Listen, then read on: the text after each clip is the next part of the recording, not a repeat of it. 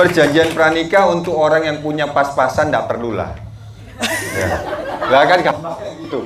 Apa yang dipertahankan kan gitu.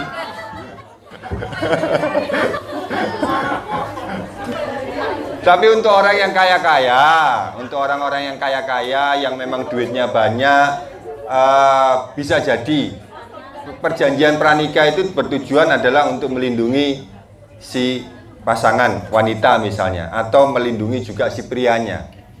Secara legal itu tidak masalah, tidak masalah. Tetapi sebetulnya itu juga sebetulnya celah. Celah, maksudnya apa Pak celah?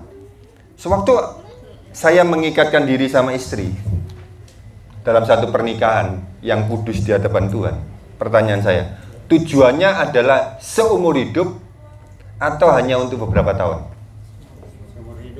Seumur hidup.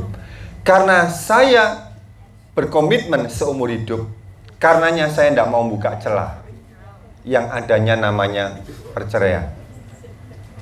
Sehingga saya akhirnya berpikir, kalau seandainya ada masalah dalam pernikahanku, adalah bagaimana saya bertahan.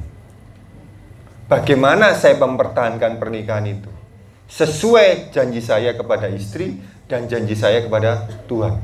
Sehingga saya tidak ada yang namanya escape plan. Perjanjian pranikah itu sebetulnya escape plan. Rencana untuk melarikan diri.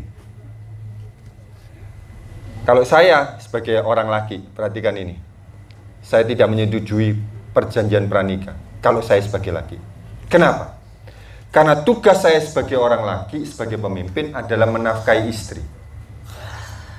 Kalau misalnya suatu ketika pernikahan itu misalnya tidak terjadi sebagaimana yang saya harapkan, akhirnya terjadi perpisahan, maka saya sebagai orang laki berhak memberikan seluruhnya ke istri saya, dan saya mengawali lagi dari nol. Itu laki, saudara.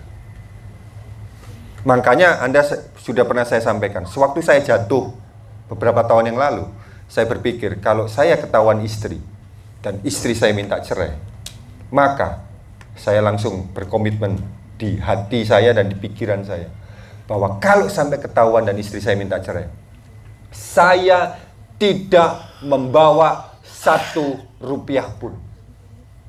Saya akan berikan semuanya ke istri saya. Hasil perjuangan saya, hasil kerja saya akan berikan ke istri. Kenapa? Karena saya sebagai pemimpin, saya nggak mau bikin susah anaknya orang, dan saya nggak mau bikin susah anak saya. Karenanya waktu itu saya cuma berpikir, saya berikan semuanya ke anak dan istri saya. There is no escape plan. Perjanjian pranikah itu escape plan. Itu menurut versi saya. Cukup jelas, Mas? Cukup jelas?